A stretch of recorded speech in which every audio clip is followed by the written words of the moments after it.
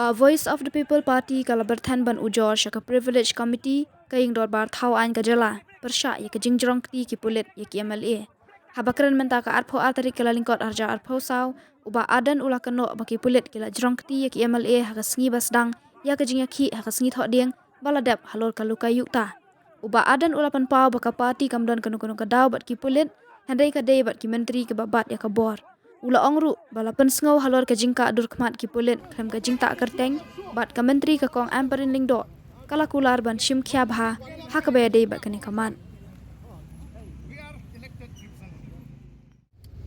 Ila raru ya kene kamat ya ke jingpenen kam jong ke police department ya kini ki Pulit tap kemat ki bandan tangka kerteng niem Pulit ladai kamas covid tingin Indonesia mrei kadai ka balasyu top lup banum i ben itang gadur kemat kata kadai kawai ke bangilai keren mene bat ngila keren ru ya ka jing takti jong ki Pulit ya ki MLA haga singi ke bandingkong bat ya kini nginum pat sange ka syukwa angni bani thu yapi baga assembly ka dan ka privilege committee kadane ka privilege committee kabana kaliang ki MLA ko jingi kan seshimti ya ka benta ka bagi de banshim ngimban ei persya iki ande gi de ban smutu bangikum ki nangalam ki ba upat ba legit jingi de ki po hajar ki pat ba bangin ra ya ka jinge ka jo upat ba ha assembly amne manailat you know ban chupen tong thala ya kata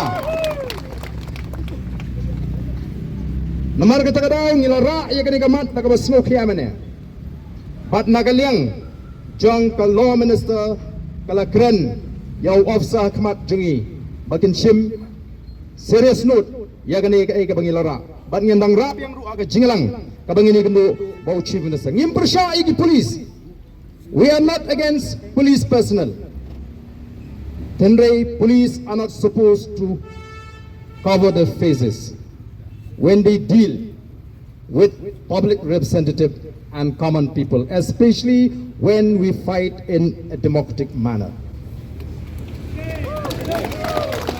We are not rioters. We are law-abiding citizens. We know the law. In fact, it is district administration who violated the law. The district administration Schwab can impose section 144. Kadai banda smooth to shine. Baga jingtmu ko jingi kalang kabasniu bat ban penmi jingklumar. Kili hagi benai ke beladap. Digi pajar ki pat ba ngila ban sinshar. Paling ngila ban sinshar. Ye ki pat ba ki bawan ban ai ke jingkershan. Ye ke jingi ke ba jai ke jingi. Kani gidi ta ke jing persang. Ban kangla ka Supreme Court ha ka snam khat kendai spa andru penyau.